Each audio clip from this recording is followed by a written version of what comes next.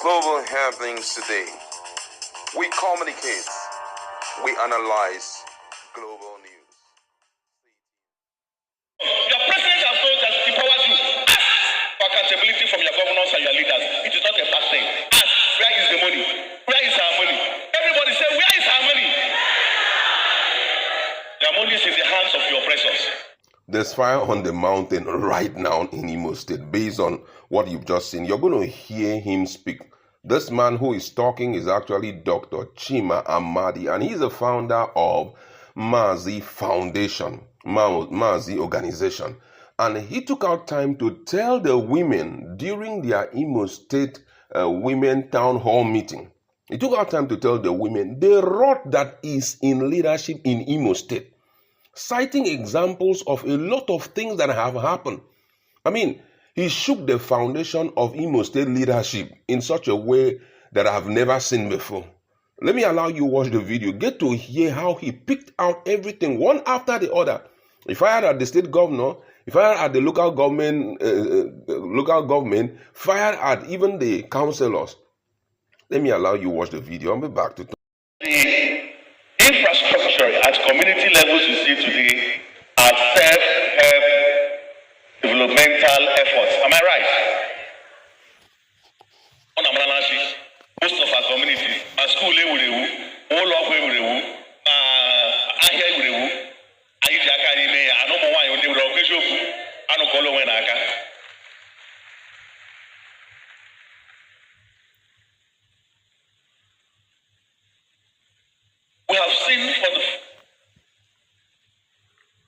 we have seen the rot in our community. Whether it is in Ohekelem, where the women led the development efforts of the community in building a secondary school for their people. This secondary school was born out of a sad event where children from that community who were on their way to another community to attend their normal lectures were killed in an accident. And so these women led the community to build a secondary school for the community, preventing or stopping their children from crossing the major highway to the other community to go to school. But in these visits, we also saw firsthand the failure of government across board. For example, in this community in Ohekelem, we are told how the principal discussion for the August meeting was the effort to raise a levy imposed upon them by the government, a 12 million naira levy. This levy was imposed upon them by government that is the only thing it would take for that school to be able to participate in WAEC exams. So after building a school, schools that the government is supposed to build for you, you are still levying the sum of 12 million naira before that school could be allowed to even participate in WAEC exams. We have seen, for example, in Orada, where the women have to develop a market for themselves. A market that, when fully completed, the local government administration will come there to tax the women. We have seen, for example, in Uzodinma, preaching to be precise, where the women are leading the efforts to develop their primary health care center. A primary health care center that is supposed to be developed by government. I could go on and on. This was the stories we saw in the various August meetings in your communities. In Ohekelem, we have to intervene. So far, in the communities we have visited, at our own private level, we committed over 350 million given to different communities. In Ohekelem, we had to pay the 12 million naira. In Orada, we had to give them 10 million naira for the market. We did that in almost all the communities we went to. But the question is, how long will individuals, or how long shall we continue to take the responsibility of government?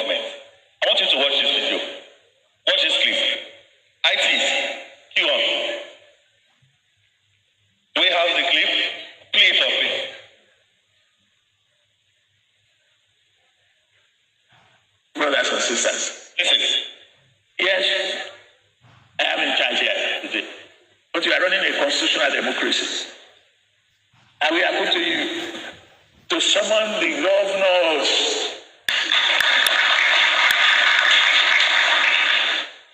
Some of them call them up. I'm doing my best to improve the revenue of the country and giving them their due.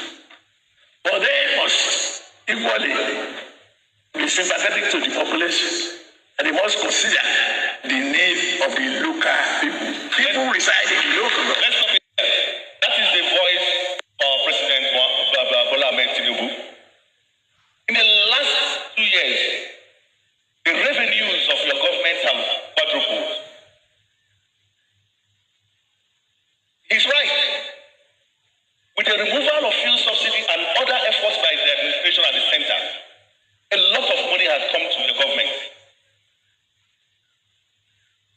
For example, in Ohakile, which is part of Ngopala local government, that community is part of a local government that have collected over 370 billion in the last 5 years.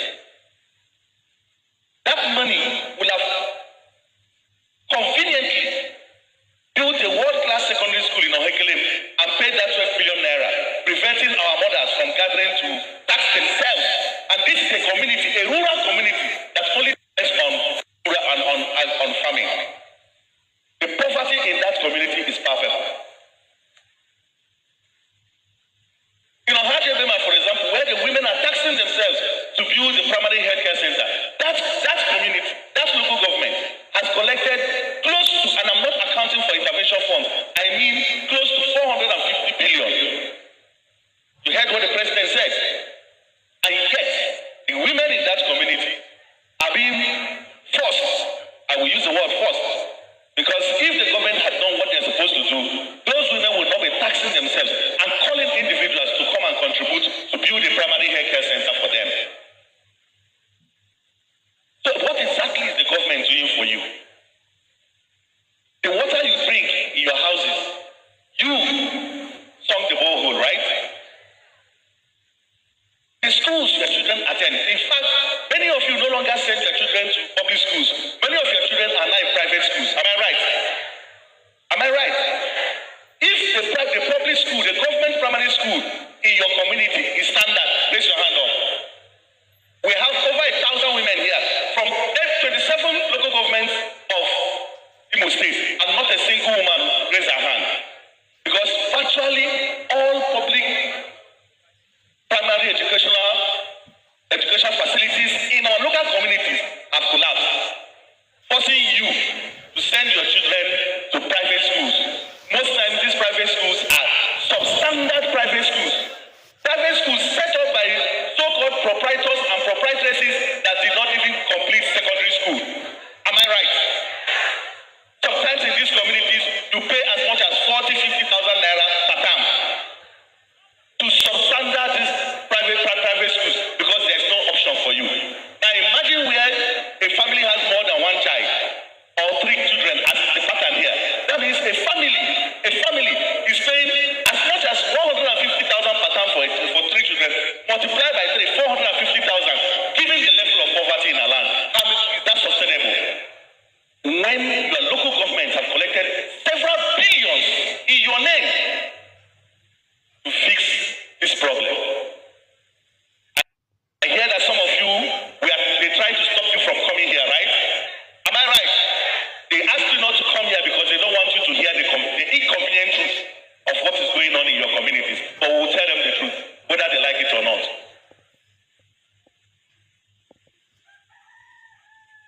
So the question is, you cannot fix back the primary schools. So I talk about the public healthcare centers. The public healthcare centers in our communities have virtually all collapsed. I tell you today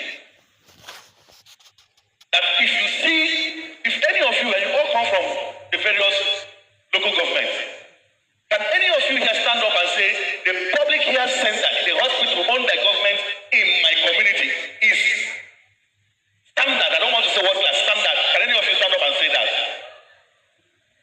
So you are forced to go to private hospitals and pay exorbitant fees. Most times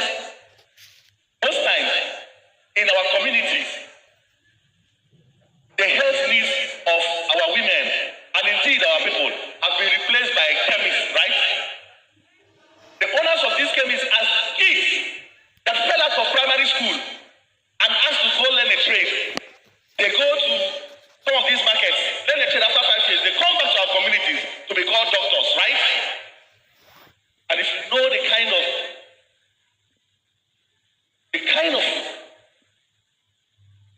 administration of drugs that these people give to our people, you'll be shocked. So are you surprised that kidney diseases have tripled in local communities? So much so that the federal government had to subsidize dialysis to up to 80%. There must be a correlation between the administration of drugs in our community and the rise in kidney diseases. Because you don't have options. Well, there are primary healthcare centers. Some of them built by you.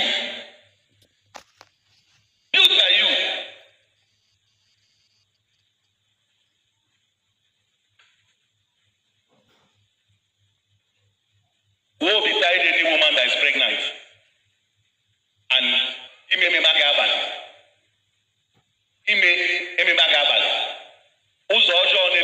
with the bad roads in your communities. The roads in our communities are so bad that in fact a heavily pregnant woman may be induced into labor.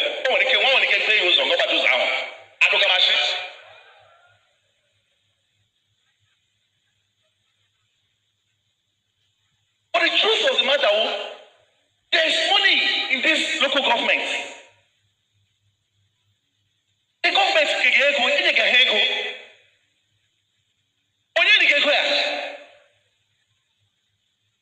$370 billion in the last 5 years. Like the president asked, who is with the money? We must demand accountability and ask why this is so. Why should we be left to ourselves to do everything? Many of you are rural women, you farm. You can't even go to your farms anymore. Many of you,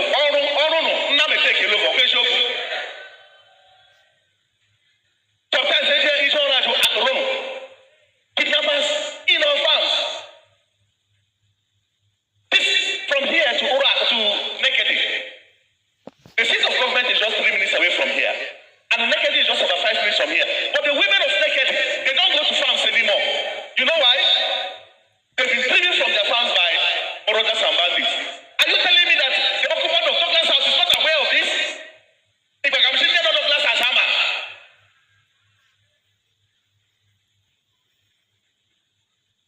Are you telling me that the government is not aware that there is a total collapse of that road from Nekedi going all the way to Ihaga or Joso Mukuma here in the city center?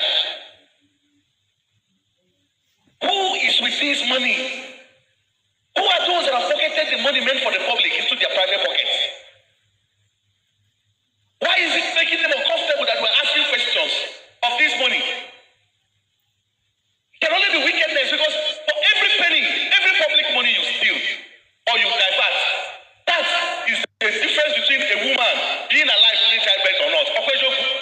That is the difference between whether a child will go to school. That is the difference whether our roads will be pliable so that to encourage businesses in the communities.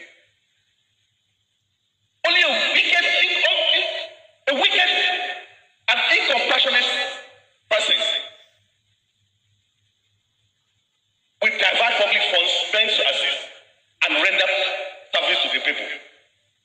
But we are not a conquered people. We cannot keep quiet and say it will soon be over. So somebody says, Mercy, why is this? I say the reason is because they no longer fear us. Because they know that we can be easily bought. They know our price. Amara she okay election Ruma. Amara call price as well. Now 500 naira. See your envelope. You know. Una nana. Now so he go. Check.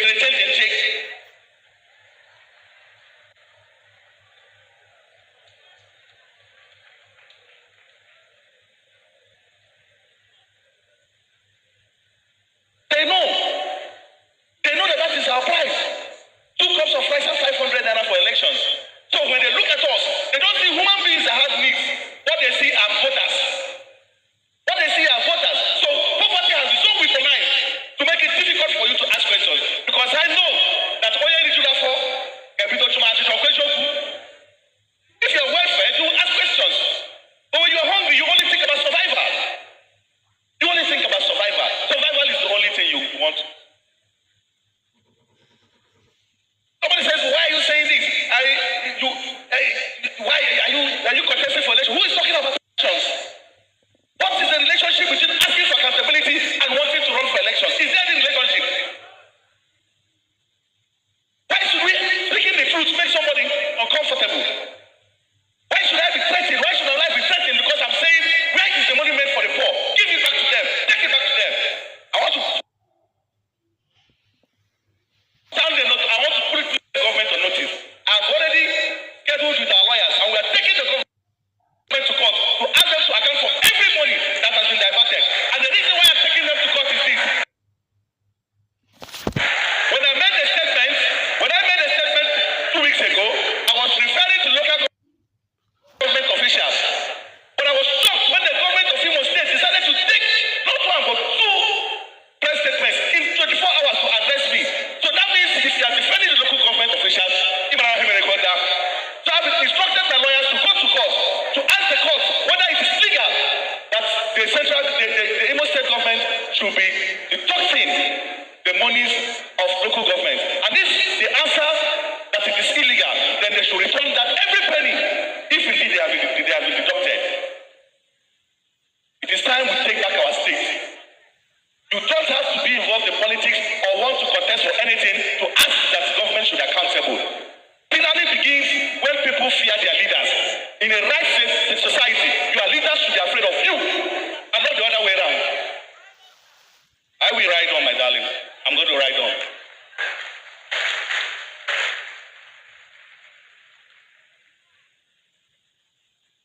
I had a prepared speech, but I said I'm going to talk to my people from the heart. I want to talk to you from the heart. It has nothing to do with friendships. It has nothing to do with opposition. But to just say that the hunger in the land is perhaps one of the reasons why insecurity has increased in our state. And I want to say that if you do something, if you give the people what is due to them, insecurity could reduce to a bare minimum. And we can address the criminality. I want to say that there is nothing wrong if the children of the poor aspire to be like the children of the rich. When you destroy the public education system, you make it difficult for the children of the poor to rise.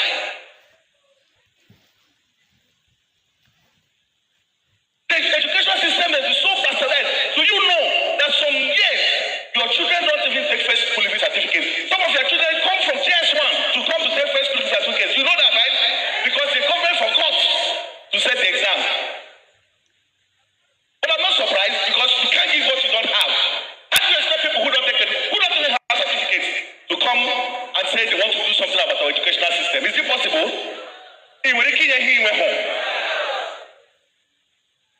We need to speak up and say that enough of this, enough is enough. We will take back our state.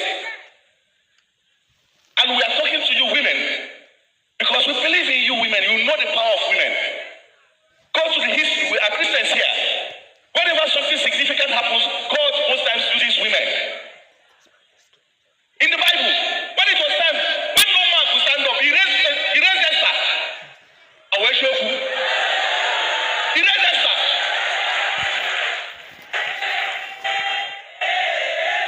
When it was difficult for a man to stand up,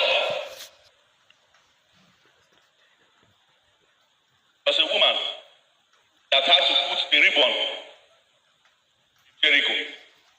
Okay, so when all the men and disciples are run away, it was women that waited at the tomb of our Lord Jesus Christ. Okay, so little wonder the Bible says that the women are a great army. The women are a great army. And he told our women, he said, rise to the mountains and make your voices be heard. We must destroy this altar of wickedness by our leaders. We must destroy this altar of wickedness.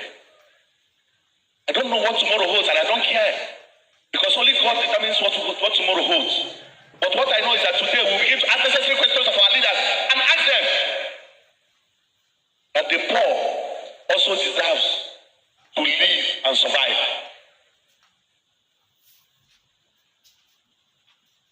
Your children deserve a fighting chance. The children deserve a fighting chance. Their children deserve a fighting chance too.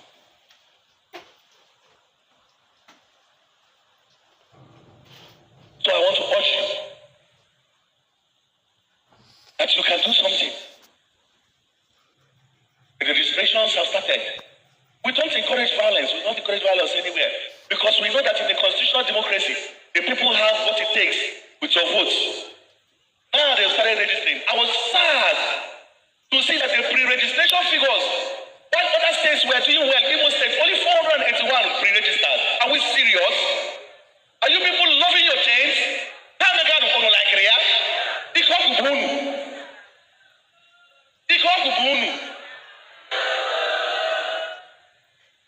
Don't continue over. This will continue. Go out in your numbers and register. Register. It doesn't matter. Register. Your children that have gotten to their age, take them to register. Take your friends. Tell them the time has come to give a red card to these people. So all your worth is just 500 naira and 2 cups of rice? Is that what you're worth? Meeting, political meetings. Since you started attending meetings called by politicians, have you ever been given 3,000? That is even less than $2. 500, 1,000. And even that 1,000, their leaders will still remove some from it. That is how inconsequential they see you.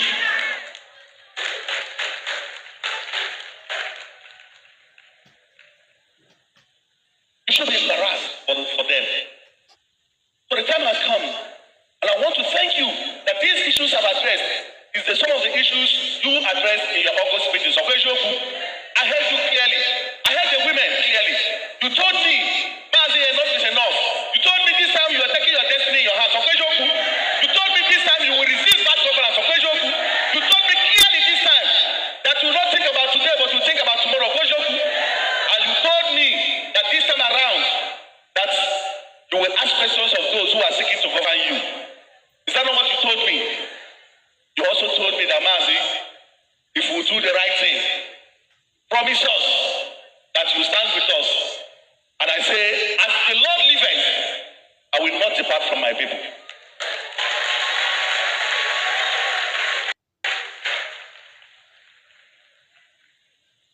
The little we did for you women is just born out of our compassion. We have visited hospitals. We have cleared hospital bills. We saw women that have been in hospitals for months. They could not be left because they can't pay their bills. Yesterday when I went to the hospital to deliver the car we bought for a woman who had an accident, I saw a lady running after me.